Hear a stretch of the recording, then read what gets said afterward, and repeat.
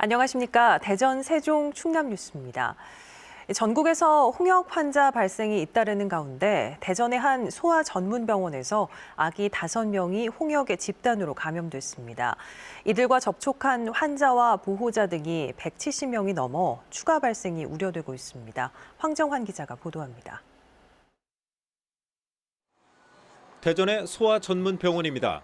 생후 7개월 영아가 베트남 출신 엄마와 홍역 유행 국가인 베트남에 다녀온 뒤 감기 증상으로 이 병원에 입원했다가 지난 2일 홍역 확진 판정을 받았습니다. 이후 같은 병실이나 근처 병실에 입원했던 생후 9개월에서 3살 아기 4명이 추가로 홍역에 걸려 환자는 모두 5명으로 늘었습니다. 홍역에 걸린 아기들은 현재 병원과 집에서 격리 중입니다. 홍역에 걸린 아기들은 아직 예방접종 연령이 안 돼 1명은 1차 접종만, 나머지 4명은 아예 접종을 받은 적이 없습니다. 확산 가능성이 제기되면서 대전시는 비상이 걸렸습니다. 홍역은 전염성이 매우 강한데 확진 판정을 받기 전 170명이 넘는 다른 환자와 보호자, 의료진 등과 접촉했기 때문입니다.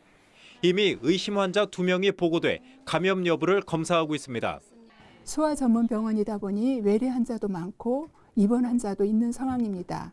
환자와 가족, 의료진 173명에 대한 모니터링을 하고 있습니다.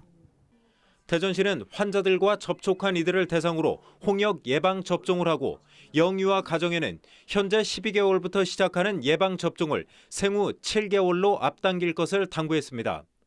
이런 가운데 홍역이 집단 발병한 경기도 안양병원에서도 2명이 홍역에 추가로 감염돼 확진자는 25명으로 늘었습니다. KBS 뉴스 황정환입니다. 대전 동구에서 상식적으로는 도저히 납득이 어려운 행정 절차가 진행됐습니다. 한 도로를 놓고 동구의 두 부서가 철거와 원상복구라는 상반된 명령을 내린 건데 이대로라면 해당 주민은 계속해서 도로를 철거했다, 복구했다 해야 할 판입니다. 이수복 기자입니다. 김영숙 씨는 최근 대전시 동구로부터 황당한 공문을 받았습니다. 구 명령으로 이미 철거한 도로를 다시 되돌리라는 문서였습니다. 웃음밖에 나오지 않았죠. 애들 장난도 아니고. 한쪽에서는 철거 하락하고 한쪽에서는 원상 회복 하락하면 제가 어느 장단에 춤을 춥니까? 어찌된 일일까? 지난 1월 중순 동구 도시혁신사업단은 개발 제한 구역인데 도로가 개발, 포장돼 있다며 김 씨에게 철거 명령을 내렸습니다. 13년 동안 다니던 길이었지만 불법이었다는 사실에 김 씨는 자비 300만 원을 들여 이곳 도로를 임야로 되돌렸습니다. 하지만 철거 한 달여 만에 김 씨는 같은 관청인 동구건설과에서 황당한 공문을 받았습니다.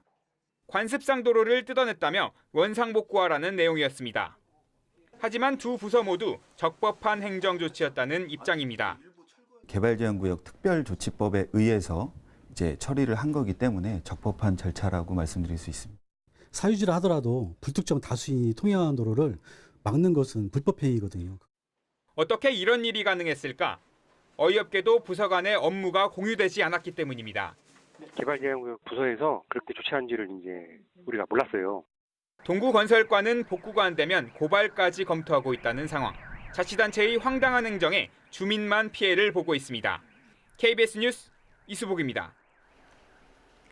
충청권 지역 현안 공조를 위한 더불어민주당 충청권 당정협의회가 오늘 오전 11시 청주 그랜드플라자 호텔에서 열렸습니다.